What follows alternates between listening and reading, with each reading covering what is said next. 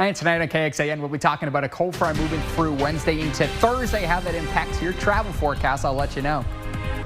Thousands of Texas students refer to court every year for skipping class, how the numbers are increasing in some districts, and what one lawmaker wants to do to tackle the problem after our questions. Thanks so much for joining us. I'm Jennifer Sanders. Daniel Marin has a night off. Texas Attorney General Ken Paxton filed a lawsuit today against Sunrise Community Church over its homeless navigation center in South Austin. As KXAN's Grace Reader explains, Sunrise says it will keep offering services to people experiencing homelessness, but a court may put a wrench in that plan. Do drugs in sight of children, menace residents with machetes, urinate and defecate on public grounds. Those are just some of the findings in the 43-page-long lawsuit Texas Attorney General Ken Paxton filed Tuesday against a South Austin church that provides homelessness services to thousands of people each year. Paxton called the Sunrise Homeless Navigation Center a, quote, magnet for drug and criminal activity, and highlighted its proximity just across the road to an elementary school. We've all known that the location of Sunrise is not ideal, and certainly there is activity around there that is really difficult for the neighborhood. I understand where the lawsuit came from. I'm going to see where it goes. That's Councilmember Ryan Alter. This is in his district, and he passed a budget amendment earlier this year to tackle this very issue. He's trying to spread resources out so people don't congregate as much in this area. As a community, we just don't have enough resources for the amount of people that we have. And that's Mark Hilblink, who runs Sunrise's Homeless Navigation Center. We've actually talked to him about almost this very issue before, when parents of students at the elementary school next door came to us with concerns as part of our Crime Imprint series earlier this year. Pre-K and fourth grader. Hilblink declined to go on camera today, but did say, quote, "We are committed to being a good neighbor." He also said as a faith-based ministry of Sunrise Community Church, he believes their services are legally protected. And that's why we have not taken an antagonistic approach saying, we're going to sue you out of existence. We've tried to work with them because they are providing a really crucial service that the city needs. They're the only walk-up navigation center that we have. But the Attorney General's promise, quote, "We will shut this unlawful nuisance behavior down." Grace Reader, KXAN News.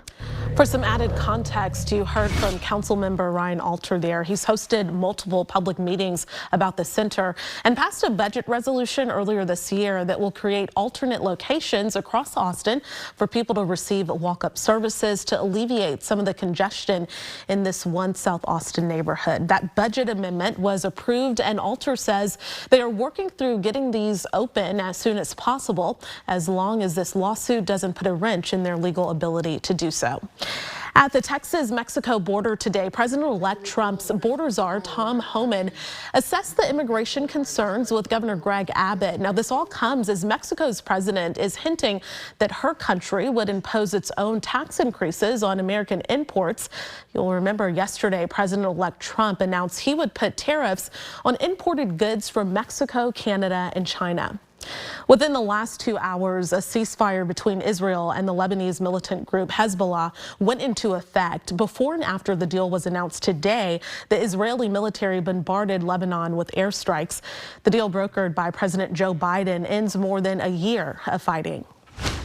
A live look now at traffic conditions on I-35 in downtown Austin. If you're traveling tomorrow ahead of Thanksgiving, check the tires on your car and your batteries. AAA Texas says those issues caused close to 30,000 roadside rescues.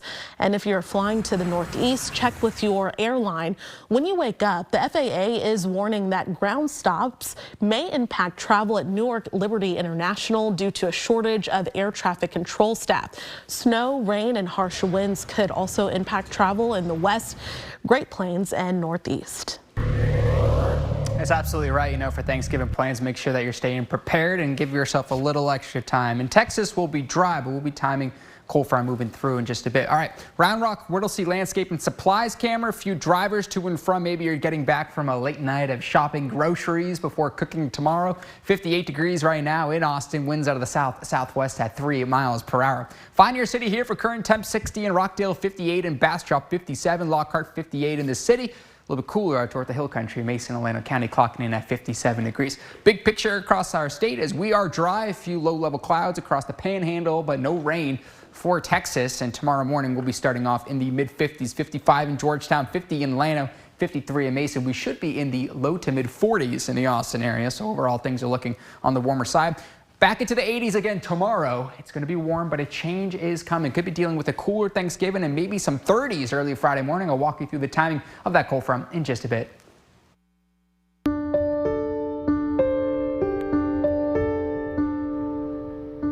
In 2015, Texas changed a law aimed at keeping students out of the courtroom for missing class. But state data shows this year the number of students going before a judge hit a near record high since the law change, more than 12,000. But KXAN investigator Kelly Wiley found no state agency tracks what happens after students end up in court. And experts say that means it's impossible to know if the system is working.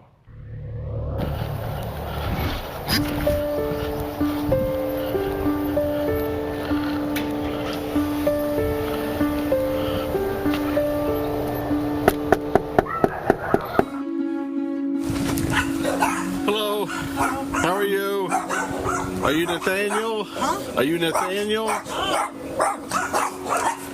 No, but I'm his older brother. Oh, okay. Is your mom here, Rosa? Yes. Okay. Is Nathaniel here? Yes. Okay. Could you go get him for me? Yes. I just got some civil stuff for him. Near the end of last school year, a Williamson County constable was searching for 17-year-old Nathaniel Carl to serve him for missing too many days of school. I'm coming outside. Okay. Is it because of truancy? Yeah. In Texas, the charge is truant conduct. Yeah. He doesn't want to go to school? Before a 2015 change to state law, it was a misdemeanor crime.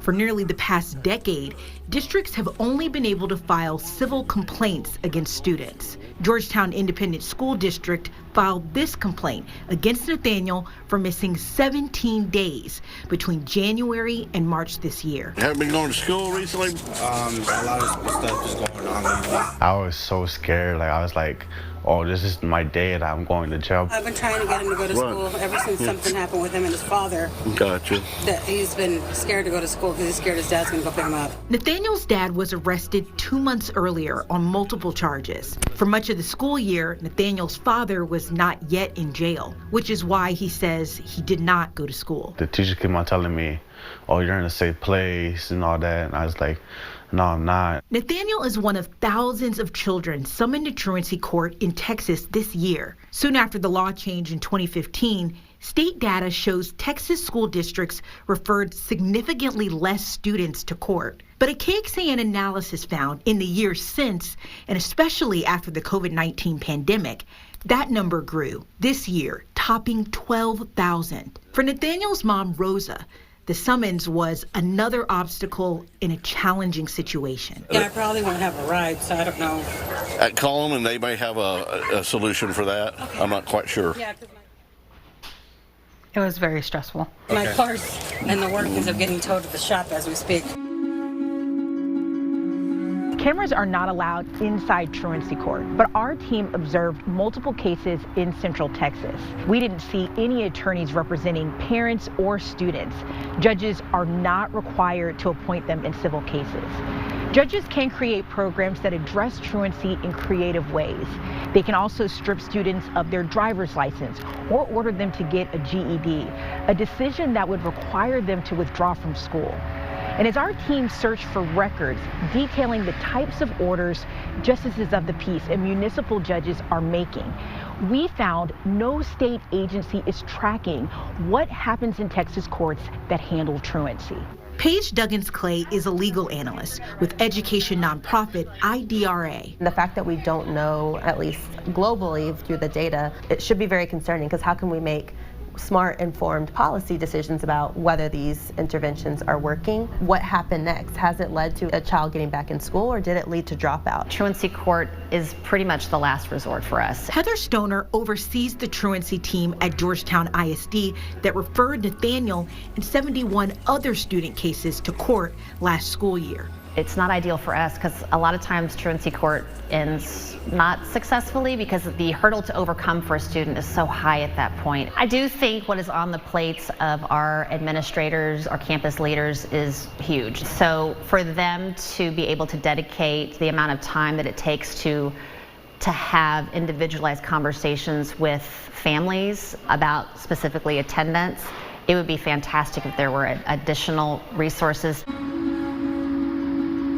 Nathaniel's case and most of those from Georgetown land in Justice of the Peace Precinct 3, Judge Evelyn McLean's court. I was like shaking all the time, like shaking my boots all the time, like I was speaking to her. She only gave us two options, which was homeschool or GED.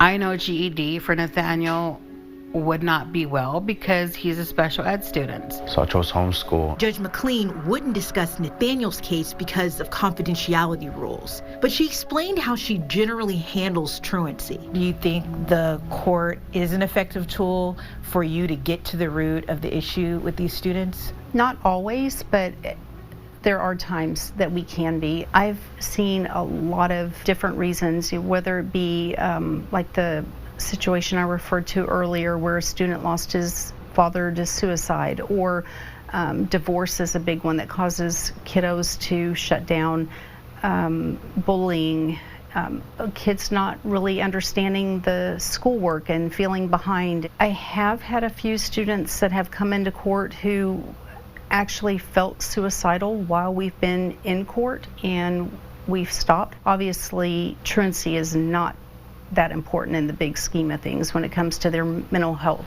I think that's a lot. It's way too much. And I'm like, okay, what am I gonna do now? Ahead, we reveal the number of students referred for truant conduct more than doubled in a single year in Williamson County. Which district has the most cases and why? Coming up.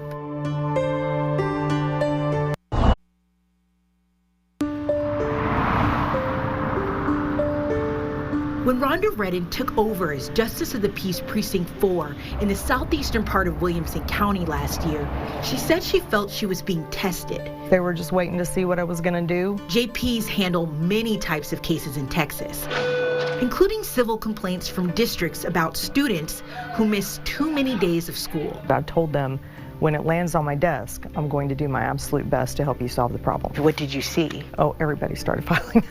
Court records show truancy cases in Redden's precinct jumped nearly 1,000% from 38 the year before she took office to 408. So the big driving factors are going to be Hutto, Jarrell, and Taylor, because they are much bigger school districts. Redden says she receives the most cases from Hutto ISD. We asked Hutto for its data on truancy increases. The district couldn't determine from its records how many cases were against students and how many were against parents who can be charged with a criminal misdemeanor if their children skip school. But the combined total was nearly 600. There was also a big push with a couple of the different school districts that wanted to get their truancy under control. Hutto ISD declined our interview request. In a statement, the district said it does not employ dedicated truancy officers and instead uses its police department and staff to improve attendance with home visits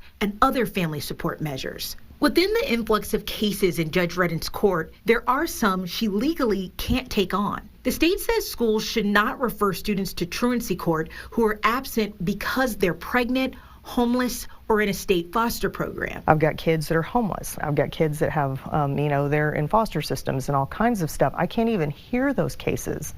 But if somehow or another they get to my desk, I can't you have to dismiss them, but I need to make sure that that kid is getting something. What's your conversation then with the county or the county prosecutor or the school district for how it got there? There's not really a conversation, because sometimes you don't know all the information. Sometimes the school may not know that this child is couch surfing or, that they're moving from family to family because some things have happened. I'm extremely confident in all the schools that I'm dealing with that they are going above and beyond to try to solve problems to get kids in school. And this is just their last resort? Yeah. Our team submitted hundreds of records requests for data detailing what types of orders judges were making in these cases. And for school districts, the total number of students referred to truancy court broken down by demographics like race and disability status. The records we got back were spotty and inconsistent. Sometimes they didn't exist. And some courts refused to release the data completely. Thank you so much for being with us. My pleasure. Texas Senator Royce West from Dallas was one of 3 legislators who wrote the law decriminalizing truancy back in 2015. We showed him the state data showing the rise in students being referred to court for truancy. This is showing, since the pandemic, the number of cases that are going up. Wow. When you begin to look at the number of cases that are being filed, we have a systemic problem that we have not addressed. We have found no agency that tracks the outcomes for truant conduct cases in the state, and we've struggled to get consistent records on outcomes even from courts. Does that concern you? It does concern me because we don't know what the magnitude of the problem is and whether or not it's being addressed, and that's something we need to look at with TEA. After Judge McLean ordered Nathaniel's mom to show proof of a homeschool or online program for Nathaniel, she started looking. Each one of them not eligible, and not eligible. Before the next hearing, she enrolled him in a charter school for a fresh start. Judge McLean closed the case and said Nathaniel complied with the order. You know, they did withdraw Nathaniel. I was very frustrated because it seems like they didn't give him another chance. You know, that they didn't give him another chance. And with his special education, you know, when the one-on-one treatment, they should have gave him an opportunity to try again. As far as new legislation, Senator West has until March to file a bill. Under the current law, school districts have to report to TEA the first occurrence of a student having excessive, unexcused absences, when the school district initiates truancy prevention measures, and when the school district refers a parent to truancy court. The agency does not track when cases are filed against students or any of the court orders that come from those cases. We asked TEA if they've made any recommendations to lawmakers around tracking truant conduct cases. TEA officials said statute prohibits state agencies from advocating for or lobbying the legislature to take specific action. TEA does, however, serve as a resource for information when prompted. In Austin, Kelly Wiley, KXAN Investigates. As Kelly mentioned, under current law, parents can face a Class C misdemeanor for contributing to non-attendance. In the fiscal year 2024, court data shows that more than 18,000 cases were filed against parents statewide. You can read more about what we found on KXAN.com under the Investigates tab. There you can also see how often your child's school district is filing truant conduct cases against students. All right, here's what I'm tracking. A low pressure just to the east of the Four Corners, some mountain snow for the Rockies, some light snow showers for the Windy City, Chicago, and a low pressure clearing off to the north and east. Tomorrow traveling, not too much going on, maybe some snow showers for Denver. But looking at Thursday, big thing going on. We have a coastal low that's going to be causing some pretty heavy snowfall for northern parts of New England, maybe some rain for Boston down toward Hartford, Connecticut, New York City, and the rest of the country will be relatively clear. Maybe some lake effect snow for Buffalo, parts of Detroit, maybe Syracuse, New York. So keep that in the back of your mind if you're traveling up there, and parts of Lake Michigan also, and eastern parts of Wisconsin. But most of the country will be relatively dry. Beyond that, no big, huge weather systems. Some light lake effect snow still occurring for portions of western New York for your Saturday. Local forecast tomorrow in Austin, 83 for a high temperature. We should be in the upper 60s this time of year, so well above that by around 15 degrees east of I-35, low 80s, maybe some upper 70s toward Gillespie County, and things will be gusty as well throughout the day, up to 25 mile per hour gusts, winds coming out of the south, shifting to the west at about, again, 10 to 15, gusting up to near 30 miles per hour at times. Looking at the big picture here, 3-day forecast. Cold from overnight Wednesday into your Thursday. More cloud cover for your Thanksgiving day, but look at the high temperature in the lower 60s. How about 60 for your Friday? We'll be dry throughout the next 3 days. And here's the cold front. We'll be timing overnight sometime between around 8 and midnight.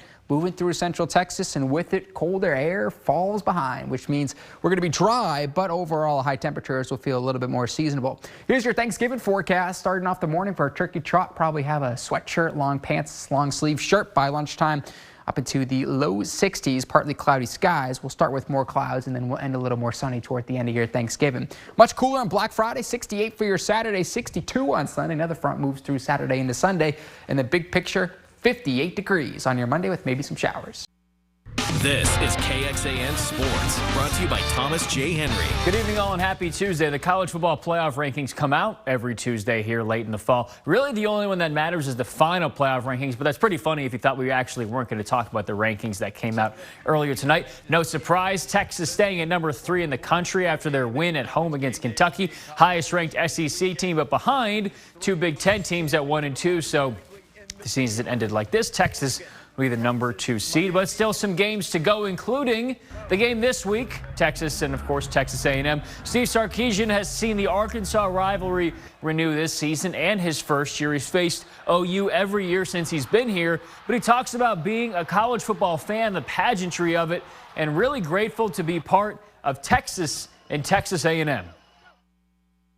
You got to remember, as a kid growing up, I watched this game on Thanksgiving. I mean, it was like, that's how I fell in love with Texas from the very beginning. You know, it was the uniforms, the helmets, and then I knew that the rivalry was what it was, you know, because what did you do as a kid? You watched football. And then getting here and knowing the rivalry and what it was about, and it getting presented, and some of the really cool recruiting battles we've been in with them, and you win some, you lose some, and so we know a lot of their players pretty well. They know a lot of our players pretty well.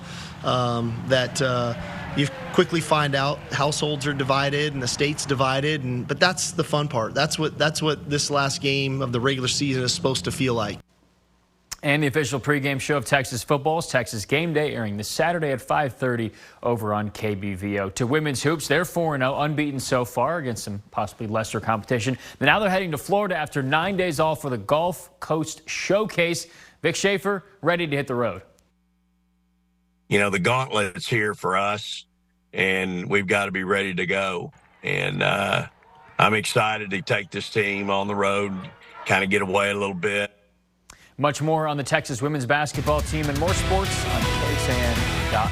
That's it for us. Keep it here. One more check of weather after this. All right, Tommy, Noah is excited about these temperatures. It's cooler for you. Tomorrow's a little warm. Yeah, it is a little warm tomorrow. Nobody likes the 80s in late November, but we're dropping to the 60s by the weekend and maybe some rain early next week. Knock on plastic. Hopefully we get some drops, but we need it. Is this plastic? It is, yeah. All right, thanks so much for watching KXAN News at 10 o'clock. The morning team will see you back here at 4:30 a.m.